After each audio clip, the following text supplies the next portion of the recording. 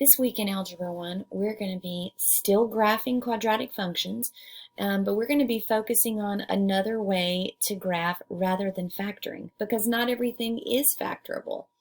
So, to get started this week, let's warm up with this daily grit. Evaluate each quadratic function with the given domain values. This is something else that we practiced in our iExcel skills last week. So, pause the video and plug in these domain values into the two given functions.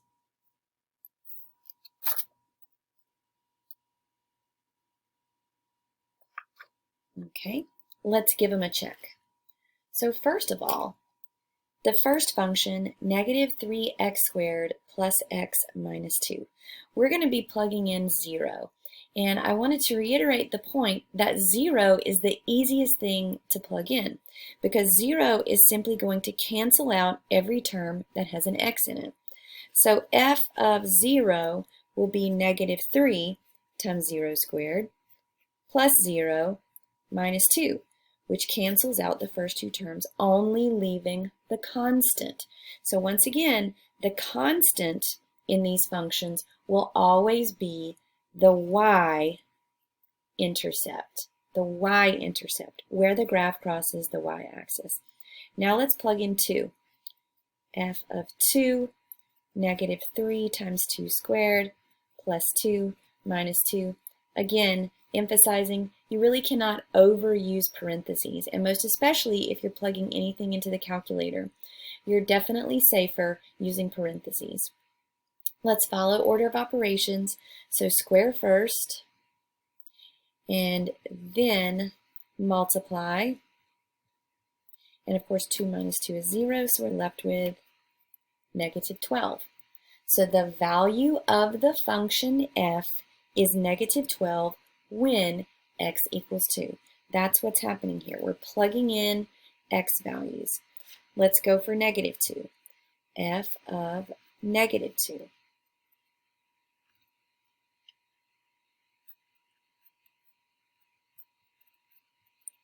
So follow order of operations. Square first. Negative 2 squared is 4. So negative 3 times 4 minus 2. Minus 2. This time the 2's will not cancel. We get negative 12 minus 2, that's negative 12, negative 14, negative 16.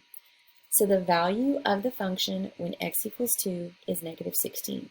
And of course, all of these would represent points on the parabola. And I'll show you what the parabola looks like for this function with my calculator in just a moment. Last one. So f of 10. F of 10 is negative 3 times 10 squared plus 10 minus 2. Square first, that's negative 3 times 100 plus 10 minus 2. Negative 300 plus 10 minus 2. So negative 300 plus, and remember this is addition, so we can add in whatever order we want. 10 minus 2 is 8, so negative 300 plus 8 is negative 292. I wanted to show you this number to remind you, since we're squaring the domain value that we plug in, our numbers can get really big or really large and completely off the graph really quickly. So just taking a look at this particular function, what would it look like? Well, let's give it a lookie. So this would be negative 3x squared plus x minus 2. So here's what that graph would look like. Let's see if we can even see it. We can see a little piece of it. If we zoom out a little bit, we'll be able to see a little bit more. So this parabola is opening down. It's going to be tall and skinny. And the reason I know that it's opening down is because our leading term is negative. We discussed that in a previous video. But we don't know the vertex at this point. Mostly we don't know the vertex because, as you can see, does this cross the x-axis? No, it does not. So it doesn't have any real zeros. But it does have a vertex, and we're going to find out how to find it today without knowing the x-intercepts. So let's do the other warm-up problem. G of x equals 1/2 x squared minus 3x plus 5. So we're going to be plugging in those domain values into this function. And I've chosen some domain values that'll work nicely because they're all even. So let's do g of 0. Once again, g of 0 will knock out that term and that term because they both have an x, leaving 5. So once again, that is your y-intercept. That constant represents the value where the graph will cross the y-axis. Let's move quickly. Let's plug in 4. G of 4 is 1/2 of 4 squared minus 3 times 4 plus 5. Follow order of operations. Square first, that's 16. 4 squared is 16. Half of 16 is 8. 3 times 4 is 12 plus 5. 8 minus 12 is -4. -4 plus 5 is 1. So when x is 4, y is 1. Let's plug in -8. So g of -8, g of -8, 1/2 of -8 squared minus 3 times -8 plus 5. Follow order of operations, so square first. -8 times -8 is 64. Half of 64 is 32. -3 times -8 is positive 24, and then plus 5. So 32 plus 24 is 56. 56 plus 5 is 61. Now, I anticipate that we're going to get an even larger value for when we plug in -10 because we are increasing as we go up from the 4. So 4, 1 must be close to the vertex. So here we go. G of -10. So 1/2 times -10 squared minus 3 times -10 plus 5. -10 squared is 100. Half of 100 is 50 plus 30 plus 5. We do end up with 85. Let's give this parabola a quick little lookie on the graph. So y equals, remember, y, f of x, g of x, they all represent the same thing, the range values, the function. G of x is just naming the function, that's it. So 1/2, of course, is the same thing as 0.5. So 0.5 x squared minus 3x plus 5. Here it is on the graph.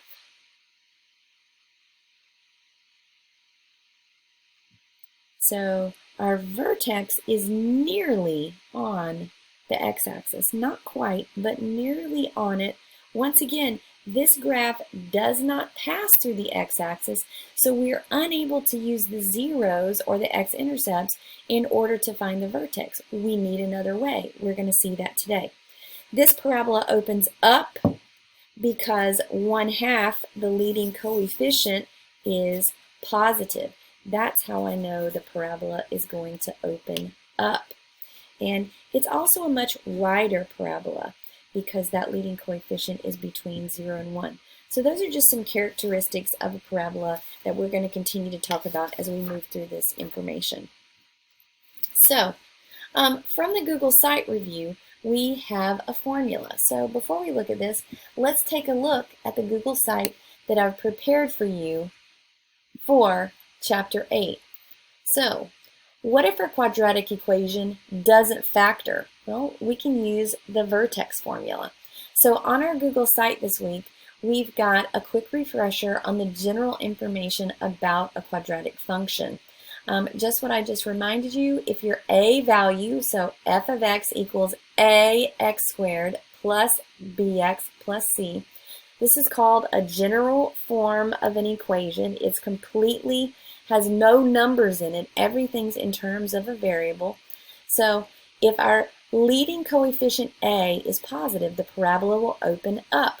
Once again, we have zeros or x-intercepts, and of course, we have a c value, the constant, which will represent the y-intercept. If the coefficient of the squared term is negative, the parabola will open down. So here is how we find the x-coordinate of the vertex.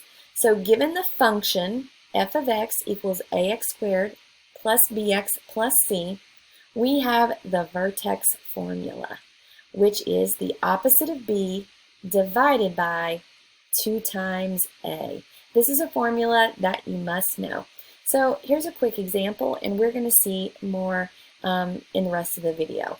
So if we're given f of x equals 2, which is a, 2x squared plus 4, which is b, 4x, plus 5, which is c, they're color coordinated here.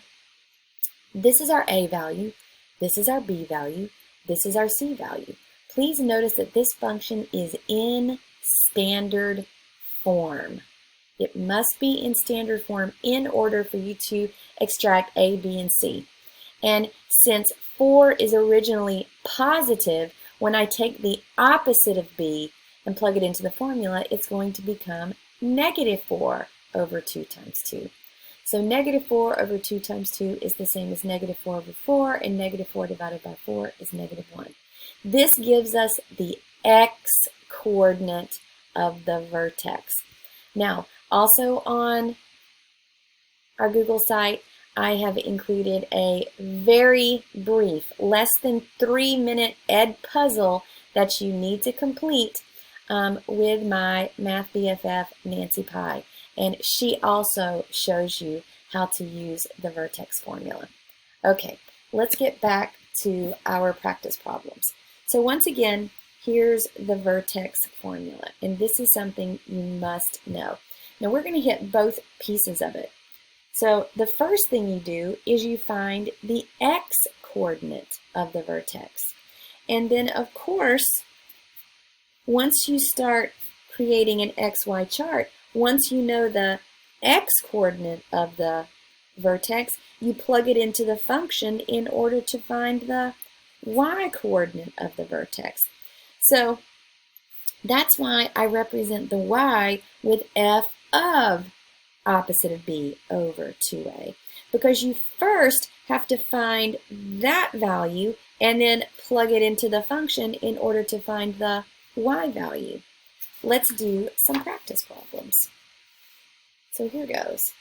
Let's apply the formula to f of x equals negative 2x squared minus 8x plus 7. First, we've got to pull out a, b, and c.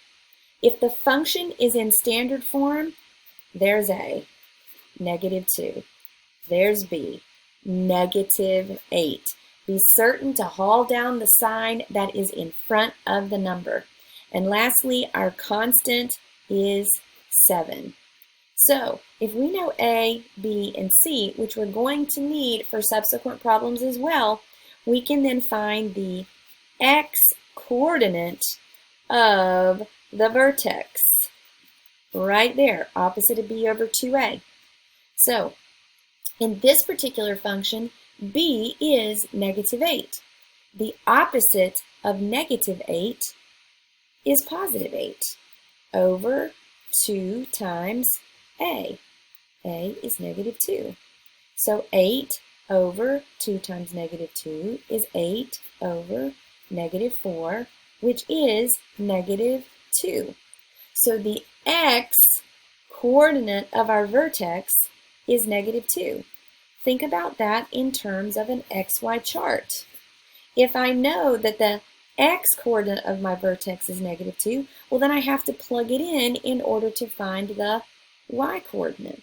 That's why it's called f of opposite of b over 2a. So I'm after f of negative 2, which means I've got to plug in negative 2 into my function. I will squeeze that right, squeeze it right there. Negative 2 times negative 2 squared, I'm just plugging in my negative 2 everywhere I see x, minus 8 times negative 2 plus 7. Again, follow order of operations. Negative 2 squared is 4, minus 8 times negative 2 plus 7. Now I'm going to multiply. Negative 2 times 4 is negative 8. Negative 8 times negative 2 is plus 16 plus 7. Negative 8 plus 16 is 8. 8 plus 7 is 15. So my y-coordinate is 15. And remember, coordinates for the xy plane come in the form of x, comma, y. Negative 2, comma, 15. Those are the coordinates of my vertex.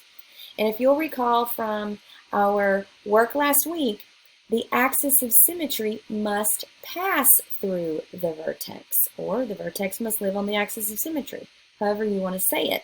Therefore, whatever our x value is, that's our axis of symmetry. So if our vertex is at negative 2, 15, our axis of symmetry is at x equals negative 2, whatever that x value is. Let's do it again. We're going to graph. We're going to do the whole thing this time. So we are given y equals 2x squared minus 8x minus 1. Remember, y and f of x are interchangeable. They are the same thing.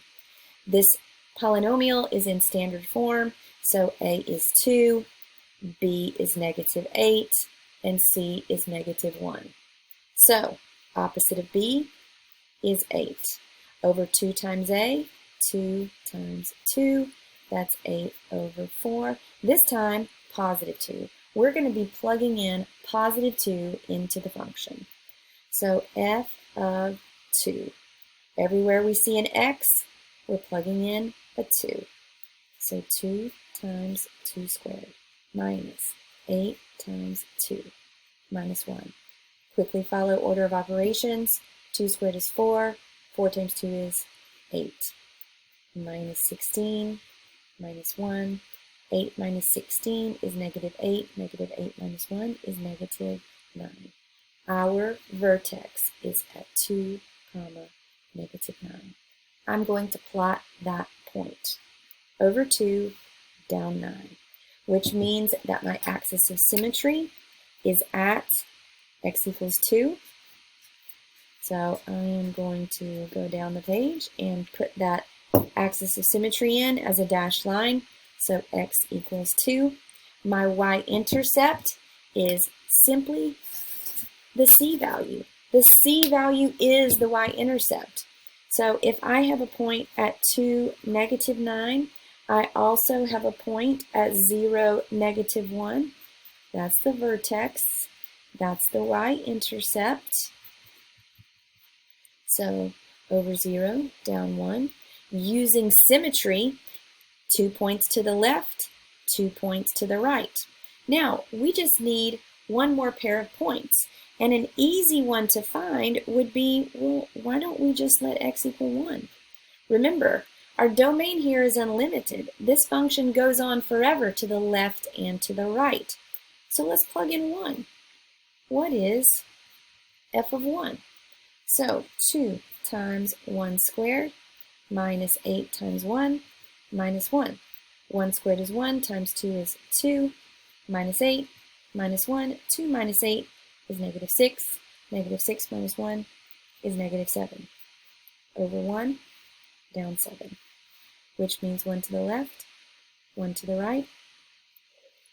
There's my parabola with 5 points plotted. Let's find the vertex on the next one very quickly. So, first of all, a is negative half, b is 2, c is 6. Opposite of b over 2 times a. So that's going to be negative 2 over negative 1. Negative 2 over negative 1 is 2. So f of 2 is what we're going after. So negative 1/2 times 2 squared plus 2 times 2 plus 6. 2 squared is 4. Negative half times 4. Finishing out, negative half of 4 is negative 2 plus 4 plus 6. That's 2 plus 6. That's 8. Our vertex is at 2, 8. And since a is negative 1/2, this parabola will be opening down. Over 2, up 8. Let's put in the axis of symmetry. So we've got our vertex, it's at 2, 8. And our y-intercept is whatever the c value is, 0, 6. Let's plot that point. So 2 to the left means 2 to the right. So it looks like maybe we need to plug in one more value. And because we have a half up front, let's only plug in even numbers. So how about let's go 2 to the left and let's plug in a -2 and let's see where the function goes. Oh, our axis of symmetry, x equals whatever that x coordinate is. Quickly here, plugging in the -2, evaluating the function. So f of -2 is going to be -1/2 times -2 squared plus 2 times -2 plus 6, just evaluating the function here. So -2 squared is 4. So -2 minus 4 plus 6.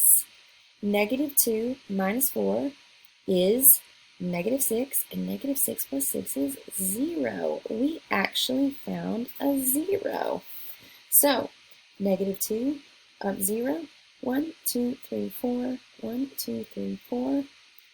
Here is my upside down parabola with a vertex at 2, 8, an axis of symmetry at x equals 2, a y-intercept at 0, 6, and we even found an x-intercept of -2, 0 and 6, 0. So all the critical values there. So that is graphing parabolas with the vertex formula.